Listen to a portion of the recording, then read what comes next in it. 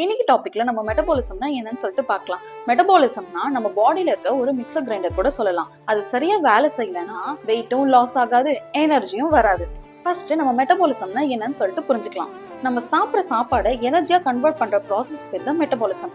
நம்ம பாடி ரெஸ்ட்ல இருக்கும் போதுமே நம்ம பார்ட்ஸ்லாம் ஒர்க் ஆகிட்டு தான் இருக்கும். எக்ஸாம்பிள் பிரீத்திங், டைஜஷன் இதெல்லாம் சொல்லலாம். மெட்டபாலிசம்ல ரெண்டு டைப் இருக்கு. ஒன்னு கேட்டபாலிசம், இன்னொன்னு அனபாலிசம்.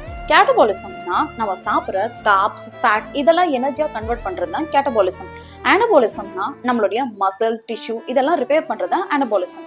ஏன் மெட்டபாலிசம் இம்பார்ட்டன்ட் அப்படின்னு சொல்லிட்டு பார்க்கும்போது, மெட்டபாலிசம் ஃபாஸ்டா நடக்கிறப்போ நிறைய கேலரிஸ் பர்ன் ஆகும். மெட்டபாலிசம் ஸ்லோவா நடக்கிறப்போ கேலரிஸ் கம்மியா பர்ன் ஆகி ஃபேட்டா ஸ்டோர் ஆகிடும். சைன் ஆஃப் மெட்டபாலிசம் பார்க்கறப்போ வெயிட் கெயின் ஆயிடும், ஹேர் ஃபால் ஆகும், ட்ரை ஸ்கின் ஆகும், எப்பயுமே டயர்டாவே ஃபீல் ஆகிட்டு இருக்கும். நேச்சுரலா மெட்டபாலிசம் எப்படி பூஸ்டப் பண்றது அப்படின்னு பார்க்கறப்போ மார்னிங் ஒரு ஹெர்பல் டீ, 30 மினிட்ஸ் வாக், இல்ல ஒரு மைல்டான ஸ்ட்ரெச்சஸ், தண்ணி நிறைய குடிக்கணும், 7 to 8 hours கண்டிப்பா தூங்கணும், புரோட்டீன் ரிச் ஃபுட்டா இன்டேக் பண்ணிக்கணும். இப்போ மெட்டபாலிசம்னா என்னன்னு சொல்லிட்டு எல்லாருக்குமே புரிஞ்சிருக்கும்.